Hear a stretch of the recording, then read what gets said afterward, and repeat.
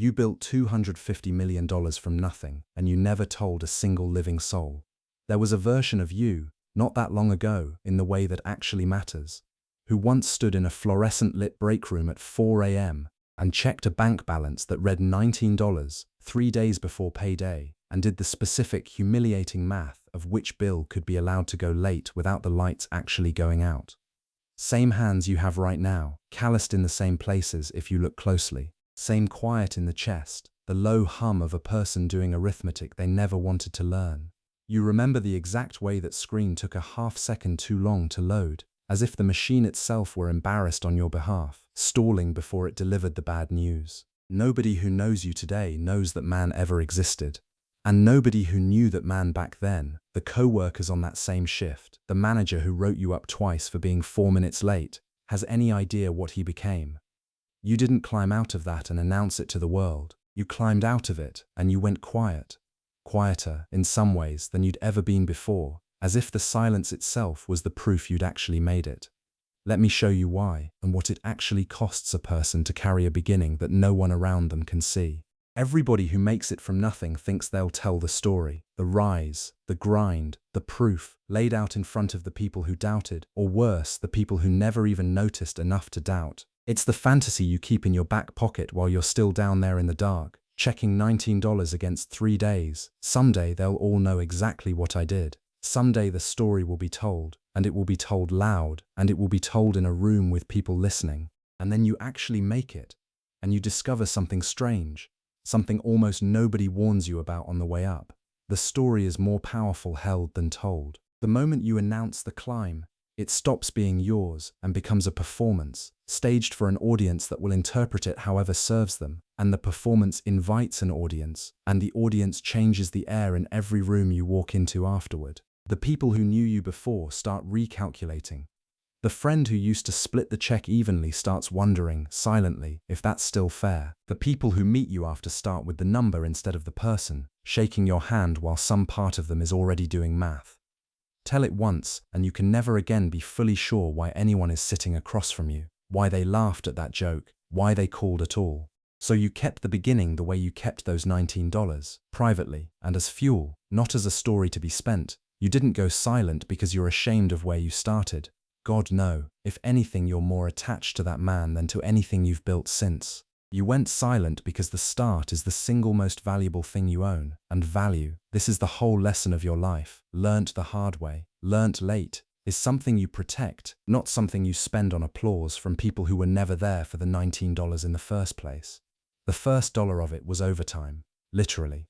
A double shift you took, because the day shift didn't cover the gap, and the gap was the entire problem. The gap was the $19. The gap was every decision you made for 3 straight years. The first asset was a single used work van and a pressure washer, bought off a man named Hector who was upgrading his own rig and let you pay him in 3 installments because he could see something in you that you couldn't yet see in yourself. He said that to you once, actually, standing in his driveway handing over the keys. You've got the look of someone who's going to be fine eventually, and you thought about that sentence for years afterward, turning it over on nights when fine felt impossibly far away. You cleaned the exteriors of strip malls before the stores opened, in the blue dark, your breath fogging in the cold months, because the strip malls needed cleaning whether the economy was booming or dying, whether anyone downtown was celebrating or panicking about whatever the headlines said that week.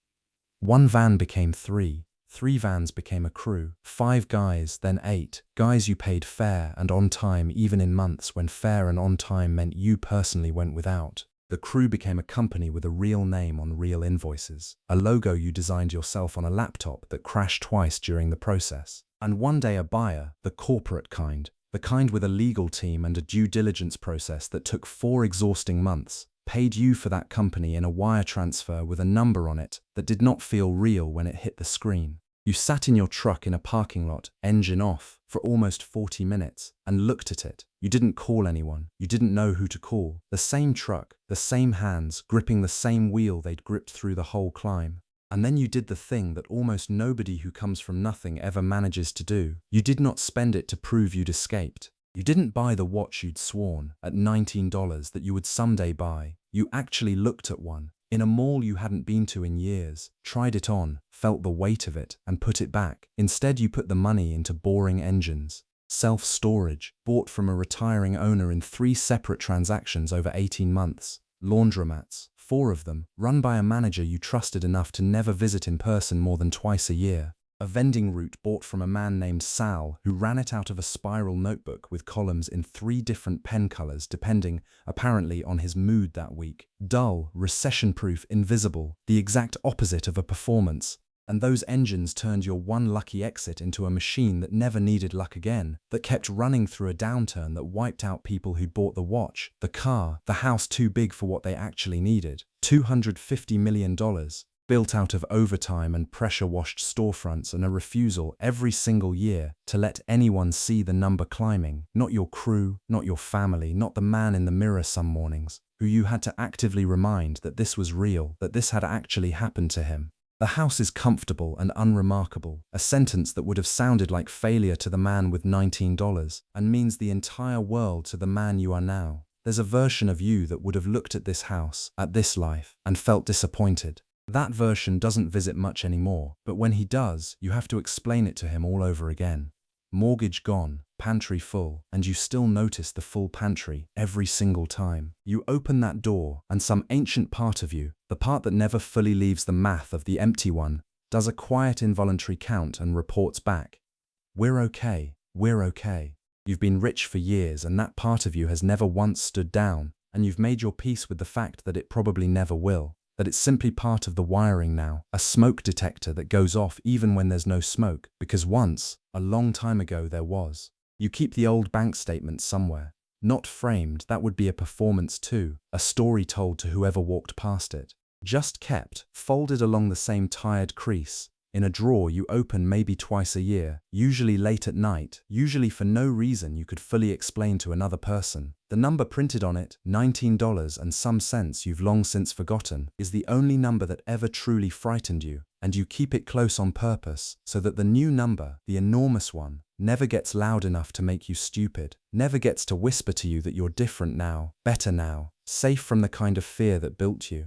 The neighbors think you did fine in business. You did. They just cannot see the size of fine. And you have arranged your entire visible life, the modest car, the unhurried lawn, the wave at the mailbox, so that they never will. There's a young guy who works near you now. You see him at the gas station most mornings, filling up before whatever shift he's headed to.